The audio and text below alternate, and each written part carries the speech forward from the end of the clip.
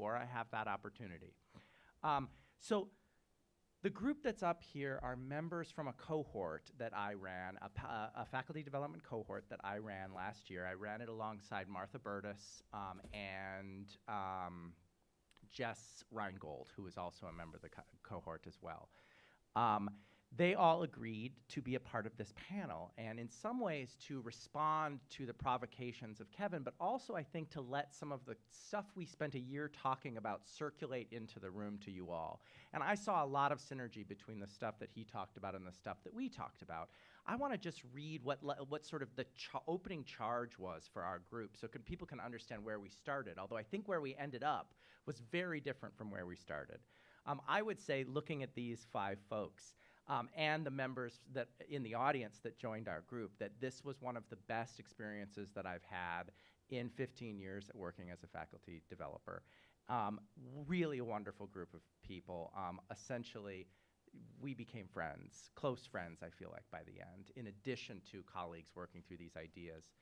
So I'm so grateful to them for joining me here. So just a brief description for our cohort. The cohort was called Digital Knowledge. And what my hope was not to have us necessarily talk about technology, but to think through the notion of the digital and how it is and is not influencing all of the work that we do in education.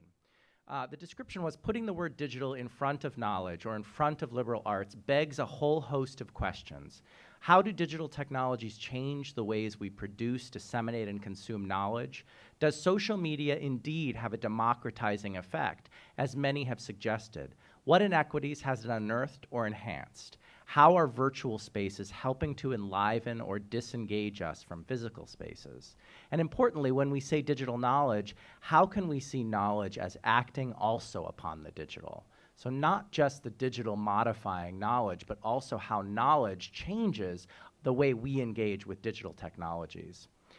What is the role of educators in helping construct new pathways into, out of, and around the digital? And I want to say that so I'm running a similar faculty cohort, similar in structure, I would say slightly different in topic, but interestingly, I found that our group came to a place, basically I designed the next year's cohort because of the work that we had done. And I'll just read you a tiny paragraph from this year's cohort. We've got twice as many people in the cohort this year, which is wonderful. And here's how I ended that description. The discussion of digital pedagogy needs to include a critical examination of our tools, what they afford, who they exclude, how they're monetized, and what pedagogies they might have already baked in. But this examination requires we also begin with a consideration of what we value, the kinds of relationships we want to develop with students, why we gather together in places like university, and how humans learn. So again, I think like Kevin said, really big questions that we don't often have the luxury to talk about. But I also feel like after spending a year with these folks and already beginning with the next cohort, how much it has changed my thinking as an educator and how ultimately practical it is to spend time thinking through these big issues with a group. So why don't I go from panelist to panelist and tell us your name. And I invited them to either offer one response to something that came up in Kevin's talk or one issue that they think that they want to put on the table of this discussion. I'll start. My name is Angie White. I'm the Digital Resources Librarian over in Simpson Library. And I think one of the things that came up for me a lot during Kevin's talk, and I think it comes up a lot right now at Mary Washington as we're also working on our Center for Civic Engagement too, and those conversations that come up, but universities aren't ivory towers, and we do live in a city with other people and doing lots of other professions. And so as we're having these conversations here about inclusivity, how can we also work with our community partners around Fredericksburg to kind of get our ideas out there and our students out there and bring our community partners into the classroom too?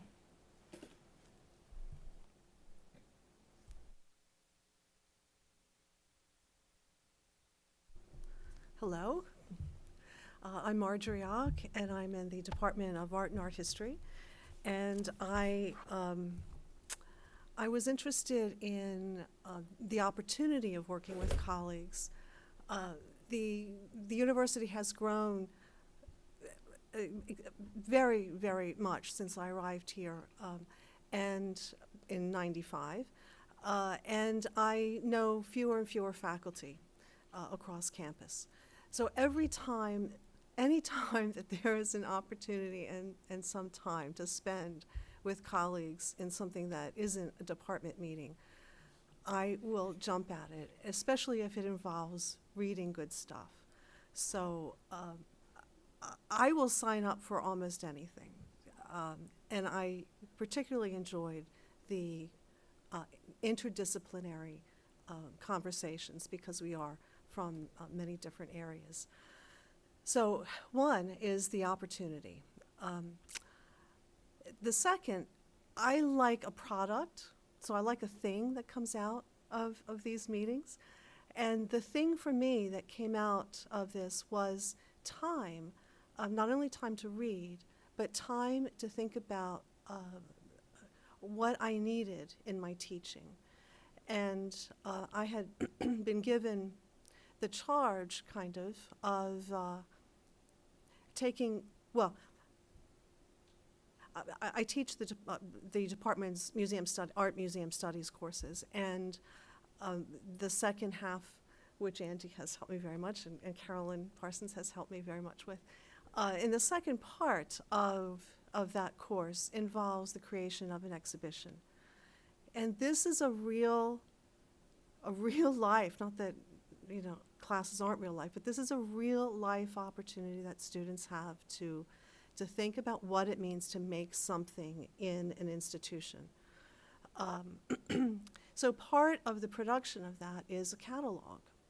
And I wanted students to write, not only, hang works, but to write labels and to communicate and to share knowledge about a particular artist. And the creation of a product, and that is a catalog. And I had never done any sort of design before. So one thing that I spent some time doing was looking at designs, looking at programs that allowed me to publish something with the students.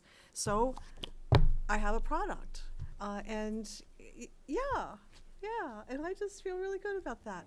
So opportunity and product are two things that I got out of this. So thank you. Yeah. Can I tap it? Yeah. Okay. Is that I have a terrible time with microphones. Is it working? Yeah. Okay, good.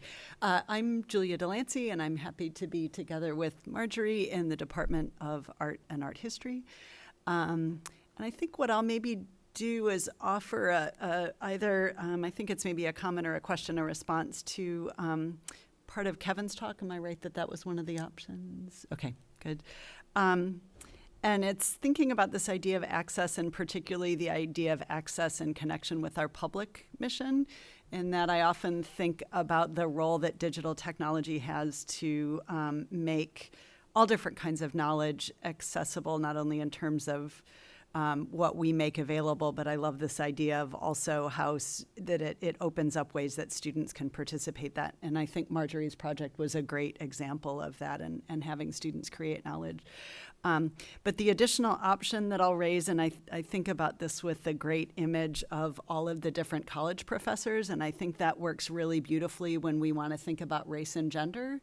Doesn't work so well when we think about the percentage of people with faculty members with disabilities, and in particularly when we think about the high percentage of individuals who live with disabilities whose disabilities are invisible.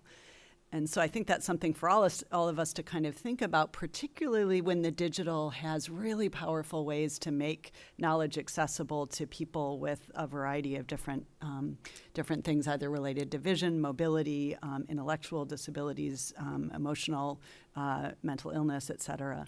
And so I think I'll put a period at the end of that. Hi, I'm Parrish. I can. So. Turns out she's actually great with microphones.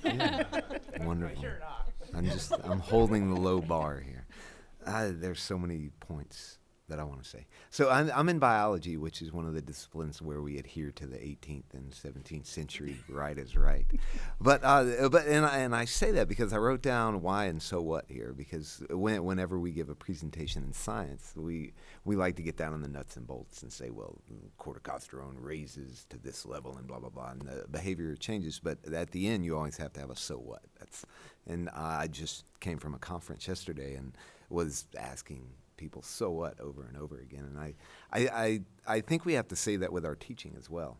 And there are so many points that I want to add into here, but I think I'm going to focus on Craig's great point, where in STEM fields, I think what we do in STEM is we confound our discipline with our pedagogy, and my pedagogy is no different than yours, than somebody in history or English. It shouldn't be. Learning is learning. And I think pedagogy should be a field unto itself, where my teaching has nothing to do with the fact that I teach biology. It should be a universal process. So I think we all have to say so what to our teaching and our pedagogy. What are we doing? Why are we in the classroom? And how do we best convey knowledge? And I think if you're going to learn ethics or the Krebs cycle, it's similar. And the last thing I'll say is I'll give some kudos to my wife, who is she has a PhD in raising a 4-year-old, basically.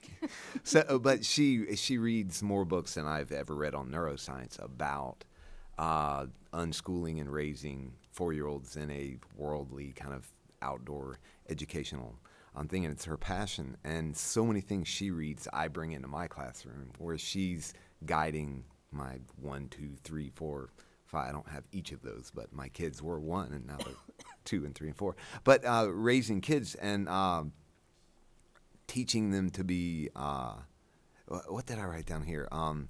One thing I read in one of her books is looking at skills as acquired and not innate. And I think that's one thing that we really need to teach our students, and that goes to the point you were saying, where students can say, I'm not a good writer. And you should never say you're not a good writer, you're just a good writer. I appreciate the work that you put into that to become a good writer, and do the same thing with my 4-year-old son that I do with my 20-year-old students. Praise them on the work that they did, not the fact that they're just a good writer. It makes it look like it's innate, and it's not. So anyway, I could go on for an hour, but I'll try not to. All right, I'm Shannon Hauser. I manage the Think Lab, which is a makerspace in the Simpson Library here on campus. So it's a really cool job. I feel very lucky, and we're still a small enough venture that, for the most part, what I get is students coming in on their own volition to work on their own projects, which really has demonstrated to me, like, students doing stuff that they really love because they want to do it is like, if all faculty could see students like doing stuff without having to be assessed, without just doing it for the love of it, it's a privilege to kind of see students and do those kinds of things. But it's a makerspace. Some choices were made before I took over about what's in that space. And, you know, imagine, if you will, 3D printers, sewing machines, soldering irons, electronics. The space ends up being gendered in ways that you might assume about who comes in to use certain things, what kind of, we're still a predominantly woman school. Guess who I predominantly see in the makerspace? It's mostly men. And it's interesting to me. Not that women don't show up, but usually they're using the sewing machine or other things, which is great because I'm not even great at that, so I learn from them. So as I think about the space and inclusivity, like, how do I encourage that spirit of do the thing without worrying about it, especially as I try to reach out to more faculty about using the space? How do I not kill the good feelings everybody has towards the space via assessment, and then also at the same time think about, who feels encouraged in those spaces, who feels like they can make something at the same time. So there's a lot of stuff kind of there, but yeah, that's it.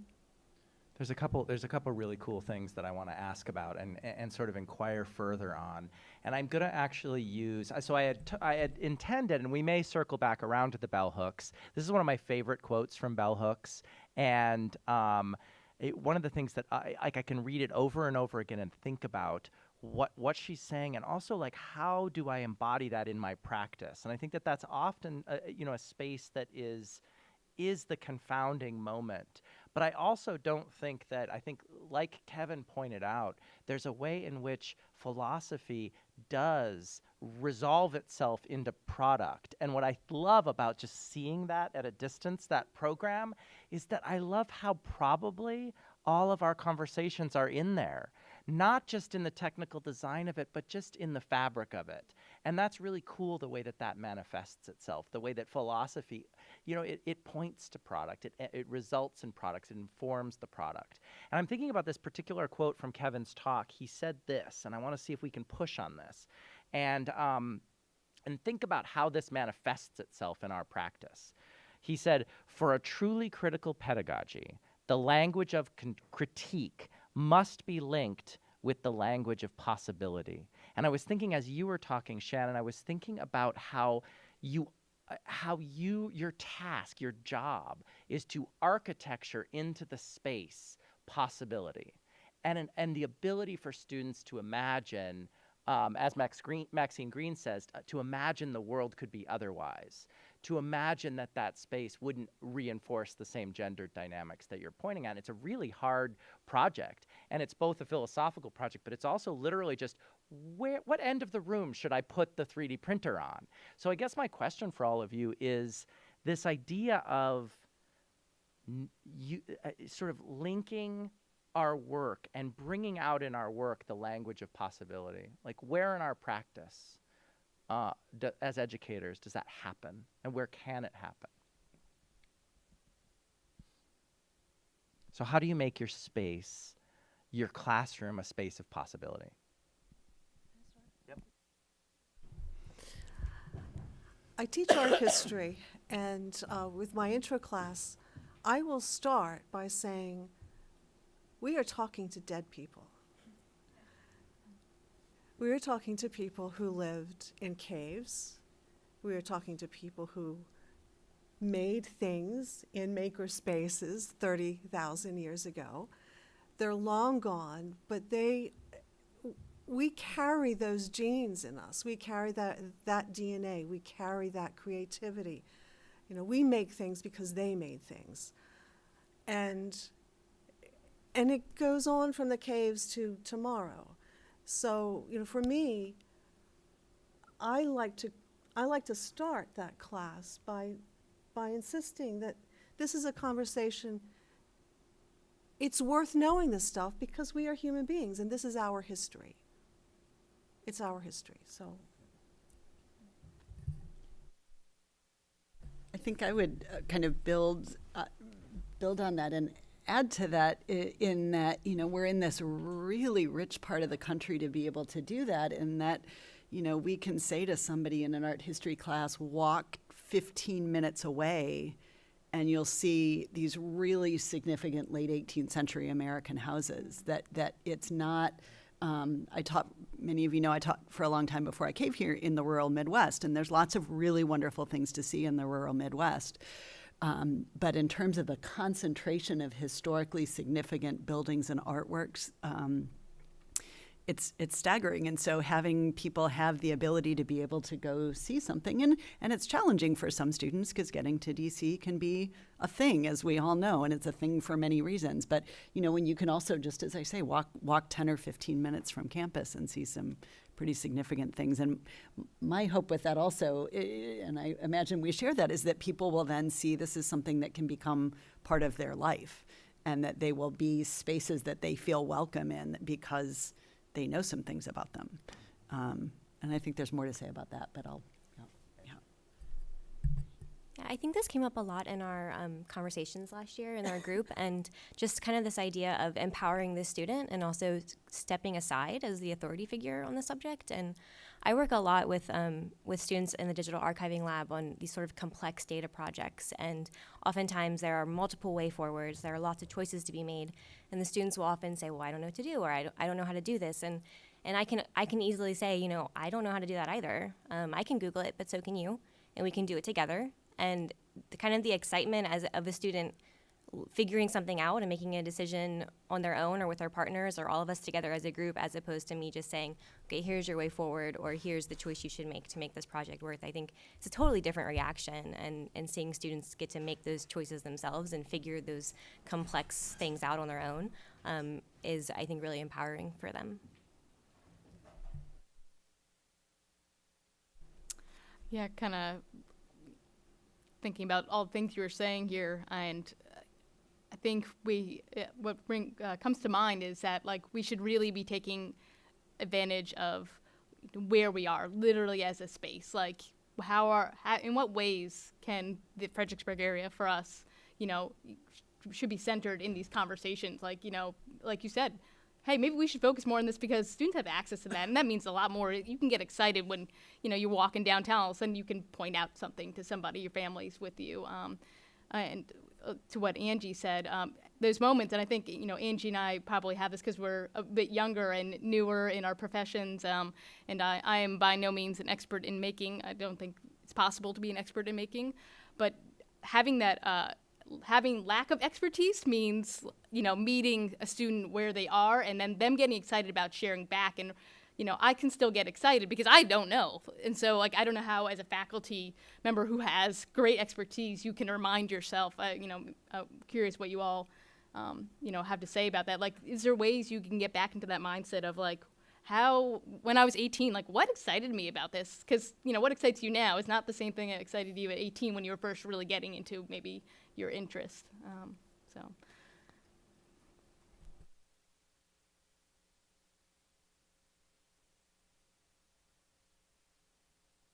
I'm going to take that, and I want to think about, for some reason, as you were talking, actually, in several of these comments, I was looking at that goal number 4 from the UMW strategic vision. And there's a lot there, and I only took like half of one sentence from the strategic vision. Part of the reason I put those up there is because the sort of group that, in a lot of ways, the group was fashioned in response to Troy Pano's call with this revised strategic vision that had been revised from so much work by so many different faculty members over. It was a multi-year process.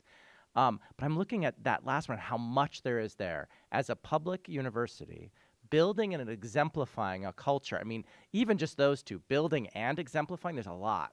A culture of broadly based civic engagement is needed now more than ever. One of the things our group ended up talking quite a bit about was this notion of, is our purpose different? The way that we ask students to engage technology, the way that technology engages them in our classrooms, what the future of education is, who we are as educators, is that changed by the fact that we're a public university?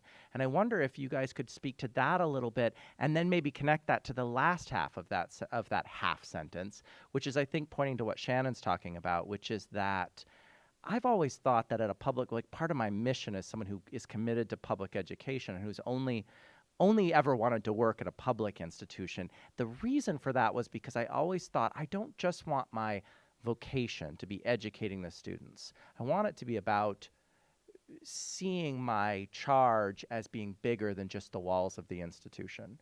So I wonder if people can speak to that. Any of that. I want to speak to a couple of points in that. I'm going to push back a little bit at first. I'm not sure public is the right word. I think liberal arts aspect of UMW is what you're speaking to, because, I mean, that's really the thing. And when you talk about the liberal arts education, and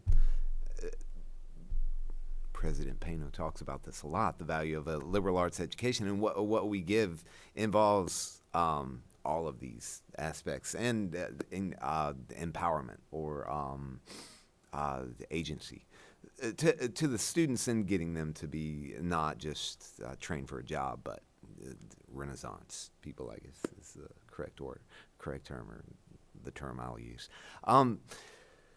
So where am I going with that? I don't know. I wanted to do more than just push back and say, I don't think public is the right word. I think liberal arts is the right word. But yeah, but how we do that, I think should involve digital, Shouldn't, because that's where our world is opened up to. And I mean, we could do all of this in person, which we've kind of been hitting on now, like walking around. And we live in Virginia, and there's so much history to walk around and see. But I think the maybe social media world has really opened that up and just become such a huge part of our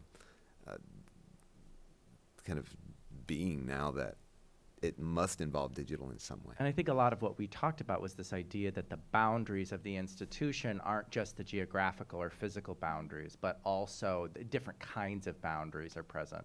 And so when I say doing service to the public, we've talked about the various layers of public, I remember, thinking about which public. Is it just the public of Fredericksburg, the public of the state of Virginia, the United States? Does UMW have a mission to somehow serve the entire planet? Yes.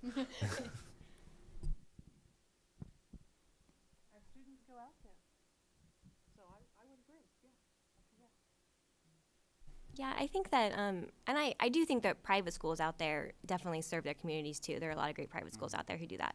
But I do think that public is important, and I think as a public institution, we have even more of a mandate to be of service to our community. How big we determine that is, I'm not sure. But I know even just anecdotally, the students who get the most excited about the assignments that come into the library that I work with are often working on an assignment in collaboration with a community partner like the National Park Service or a museum. And those are the assignments that they can't wait to see the results of, because they know that those people will actually get like real long-term use out of them. And they are usually digital assignments because it's kind of a cheaper way for them to make them in the long run, and they have a big impact on people. So I do think the public is important in that way.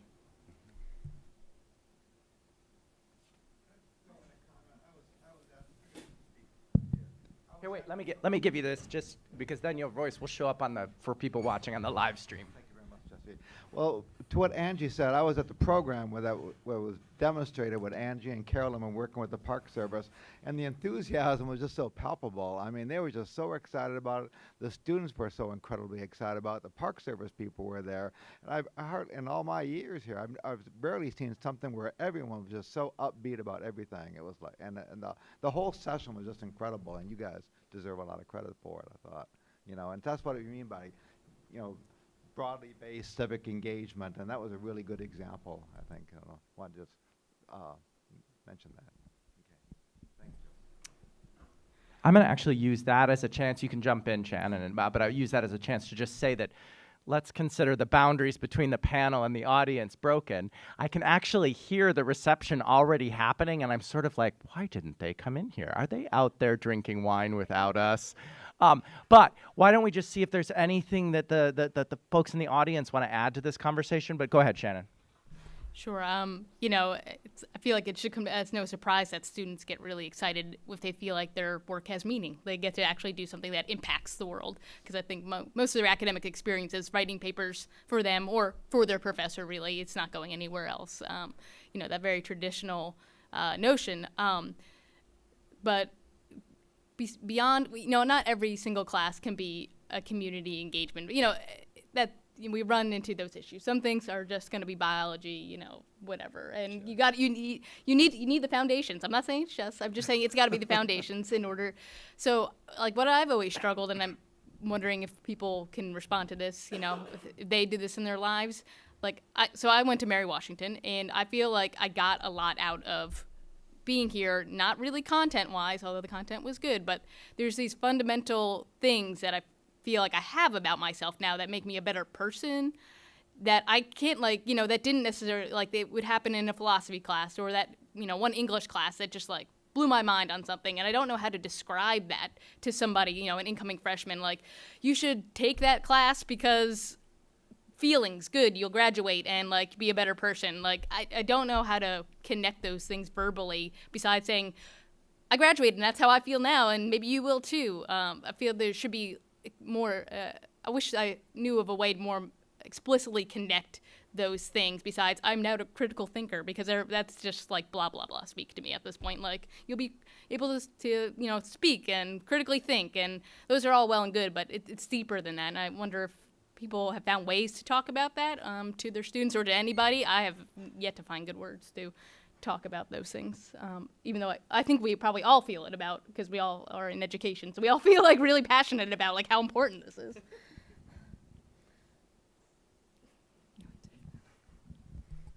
So that's a great point, right?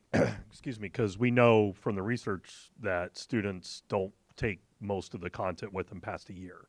So, you know, there's two responses to that, right? We can have an existential crisis, like I'm screaming into the void and they're going to forget everything I say.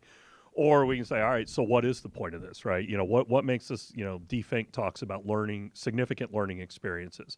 And he asks that question, what do you want your students to have with you 1, 5, 10, 20 years after they've had your class? What has stuck with them?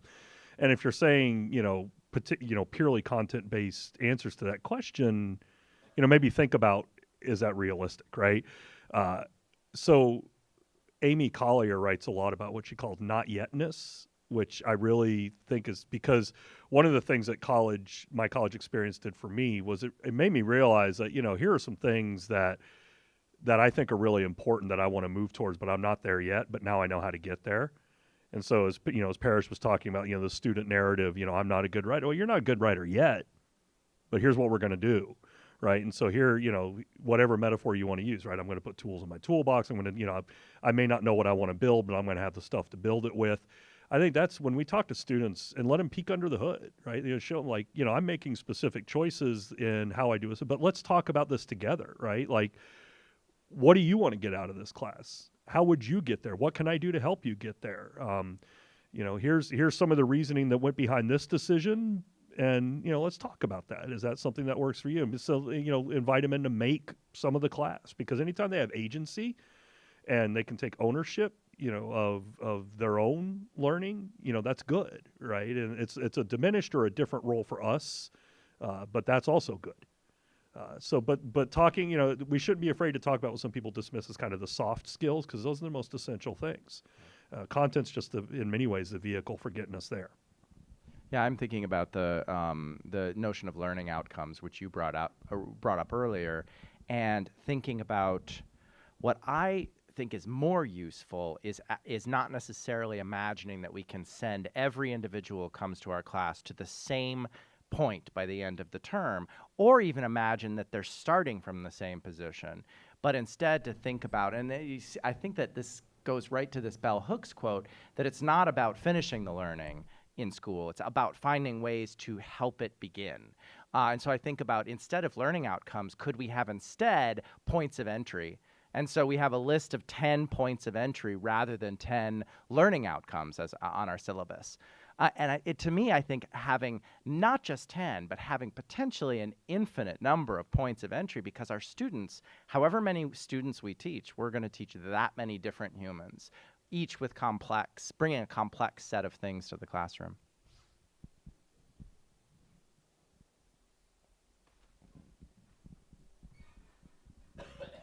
Yeah, one of the things I've kind of thought about some is sometimes that point of entry for students on their different paths can be very stressful, because they can be very fearful. There's so many different tools, digital tools, and they become very stressful that they may not be able to master what their professor's asking them. And they, therefore, I guess I'd be interested in some thoughts as to ways, you know, where we can work with students and partner to really get them to that excited, because we see those students that can, you know, overcome that, and then the confidence that it gives them. So are there some sources or tips that you guys have found worked well? Because I see that with students, and we see the ones that make the path well, and then we see some that just really can kind of get frozen almost with all of the digital tool overload. I actually have a thought on that, because in a lot of the work that I do, I work with students who have a pretty high apprehension for entering into digital tools, even using ones that seem to be intuitive, like WordPress. At least I think WordPress is intuitive. And I found that it's really powerful for me and for the students to say, I don't know, and to say that in front of the students, for me to be an authority figure, because I'm introduced to them as an authority figure who knows how to use these tools, But the truth is that most of the time, I don't know the answer off the top of my head because it's something that I need to look in the settings. I need to figure out if they have something, a switch that they need to flip and maybe they just don't know where to look. And I find it really powerful to say, I don't know, but let's take a look together and let's figure it out. And I think that the students are really comforted by seeing that the authority figure does not actually know the answer, but that it's okay because you can work together to figure it out. I also think one of the things that I do in my classroom is try and put the emphasis on choice, helping students make choices. And so having an assignment, and this is a bit of an extreme example, like make something about the web with the web, so that the number of different possible tools that they might choose is so that they don't feel the pressure of, I have to learn how to use this exact tool to do this exact thing. But they sort of see the assignment as an opening of possibilities. And that's sort of an absurdly succinct version of that, which I have used before. But thinking about how do we craft assignments, whether it's a project or even just a reading assignment, that allows students to say, I would prefer not to, or that allows students to say, I'd like to read something else. So for example, if my students haven't done the reading, instead of wailing that my students haven't done the reading, which, it can be frustrating sometimes because it's hard to run a class when they haven't done the reading, asking my students, why didn't you finish the reading? And essentially to make it, helping them understand that it's not obligatory, but what we're interested in is figuring out, well, what made you stop using Photoshop? What made you stop reading Moby Dick halfway through and you just couldn't finish? Let's talk about that, because then maybe the next time, 3 years from now, when you pick up Moby Dick, you might finish. And you might get something different out of it. And the same thing with, so I think in some ways it's interesting that in that case, I think the book as a technology works just as well as thinking about technological tools. Other thoughts? I was just thinking I might answer the question with, following Leah, I don't know, but I'll let you know, in the sense that I'm trying an experiment this semester that partly I think came out of our conversations last semester and partly out of going to the digital pedagogy lab this summer, where in one of my classes there's an assignment where they have common outcomes. So everybody has to meet these certain outcomes, but you can do a variety of different kinds of assignments. So you can do a presentation, you can do a paper, you can do a digital assignment, you can pitch something else. And I'm just going to kind of see how it goes. We talked in art history a little bit about, how would that work? And everybody said, sure, give it a try, and we'll see how it goes. And part of it was to get at some of those things that all of you have been talking about. And I wish I could say, and it worked great. But I'll let you know in a couple weeks when I've seen progress reports. I've seen kind of people saying, this is how it's going and this is what I'm doing, but I haven't seen the final thing yet. So I'm hoping it'll work well, but I may be weeping him into my tea in 2 or 3 weeks. We'll see. I kind of wanted to speak to this. Oh, this is weird. So this works for me in both Jesse's class and Chris Schapper's digital studies class, where we all came in with different backgrounds of tech, and especially for his class, I, at that point, knew Final Cut and everything, but not being graded on it, I know that's a whole other conversation, but having multiple students do like one project, like one 1-minute documentary, everybody was using either iMovie or Final Cut, but then having that self-reflection and self-evaluation of like, oh, I didn't know how to use this at the start of this project, but my project doesn't look like their project, but still acknowledging the fact that we all grew together, even though we didn't have one same endpoint. We have time for one more comment. And I know when I say that, their hands are going to bolt into the air. But someone's is. Because we'll weep into our tea after this if they don't, or weep into our wine. I'll say a comment for further discussion later. But I really want to explore this with all of you. And it's a point you brought up, Kevin. Looking at education as a public good versus a commodity. I think there's a lot of fruit there that we should really talk about, and like the way we look at education. What is it? what's the point of it? And it goes back to that. So what? Like, why are these students in college? Like, what are they here for? Like, is it to be? And I think it goes to your question as well. How do you get students excited about learning? So that's a comment. I didn't say I had a point. It's a good note to end on. Yeah. So we are going to go, there's some appetizers and wine and non-alcoholic beverages in the hall, and I will give you a little bit of a secret, which is that a small little 2-year-old girl named Hazel will be making an appearance in about 30 minutes. So if you can hang around until the Hazel appearance, I know that she would really appreciate that. But thank you all. Let's give the panelists a round of applause.